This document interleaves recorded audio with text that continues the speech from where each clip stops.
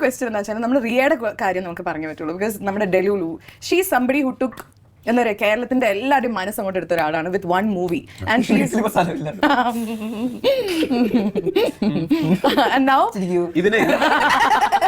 ഇതിന് ഗ്യാപ്പ് കൊടുക്കുന്നതാണ് പ്രശ്നം. ഗ്യാപ്പ് കൊടുക്കരുത്. സോ റിയയെ കുറിച്ച് എന്താ പറയുള്ളത്? റിയ ഈ പറഞ്ഞ പോലെ ഒറ്റ പടം കൊണ്ട് തന്നെ ഭയങ്കര, അത് ആ പടം കണ്ടാലും ഭയങ്കര നാച്ചുറലാണ്, ഭയങ്കര എന്താ പറയാ, ഭയങ്കര ഈസി ആയിട്ട് ചെയ്യുന്ന പോലെയാണ് ഇരിക്കുന്നത്. അത് ഭയങ്കര അടിപൊളിയാണ്. നമ്മുടെ പടത്തില് ഓഡീഷൻ ചെയ്തിട്ടായിരുന്നു അന്ന് സർവമായ കണ്ടിട്ട് കാസ്റ്റ് ചെയ്ത സിനിമയല്ല ആക്ച്വലി അതിരടിയുടെ ഷൂട്ട് ഒരു ലൈക്ക് നമ്മൾ തീരാനൊക്കെ ആയപ്പോഴാണ് ഈ സർവമായ റിലീസാവുന്നത്. അപ്പോൾ നമ്മളിപ്പോൾ പ്രോപ്പർ ഓഡീഷൻ ചെയ്തിട്ട് അങ്ങനെയായിരുന്നു സിനിമയിലേക്ക് എടുത്തിട്ടുണ്ടായിരുന്നു. അപ്പോൾ നമുക്കറിയില്ലായിരുന്നു സർവമായ ഇത്രയും വലിയ റോളാണ് ചെയ്തിട്ടുണ്ട്. ഞങ്ങളുടെ എൻ്റെ അടുത്തൊക്കെ എന്ന് പറയുന്നത് ചെറിയ റോൾ കാണേയില്ല. നിനക്ക് മാത്രമേ പറയാൻ പറ്റുള്ളൂ. അല്ല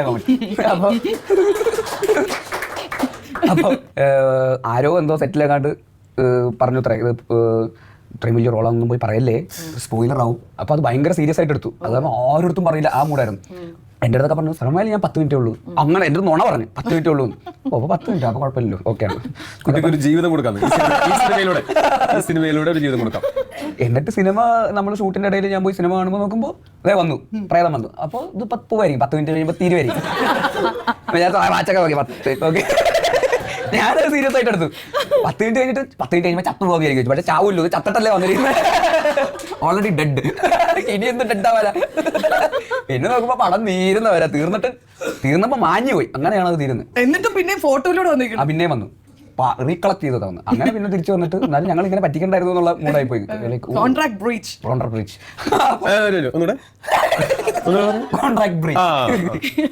അപ്പൊ അത് നമുക്ക് ഭയങ്കര സർപ്രൈസിംഗ് ആയിരുന്നു. നമ്മുടെ അപ്പൊ ഞങ്ങൾക്ക് എന്താ ഗുണം എന്താന്ന് വെച്ചാൽ ആസ് എ പ്രൊഡ്യൂസർ എന്ന് പറഞ്ഞപ്പോഴാണ് വേക്ക് സർവമായ കഴിഞ്ഞിട്ടുള്ള റേക്ക് കൊടുക്കേണ്ട സാലറി കൊടുക്കേണ്ട വന്നില്ല. കോ പ്രൊഡ്യൂസർക്ക് സന്തോഷിക്കാമോ? പ്രൊഡ്യൂസർ കോ പ്രൊഡ്യൂസർ കോ എന്താന്ന് വെച്ചാൽ ഇവന് ശമ്പളം കൊടുക്കാൻ പൈസ ഇല്ലായിരുന്നു. അതായത് ഇവന് കുറച്ച് ഷെയർ കൊടുത്തു, എനിക്ക് കിട്ടണ ഷെയർ. എന്നിട്ട് പടത്തിന്റെ ഫസ്റ്റ് കട്ട് റിവ്യൂ കണ്ടിട്ട് എന്നെ വിളിച്ചേക്കാണ്, പടം നന്നായിട്ടുണ്ട്. അതിന് ഞാൻ ഇങ്ങനെ പറഞ്ഞു, നിനക്കൊക്കെ പൈസ എണ്ണി തരേണ്ടി വരുമല്ലോ ഷെയർ ആലോചിച്ച് നെഞ്ച് പറയുകയാണ്.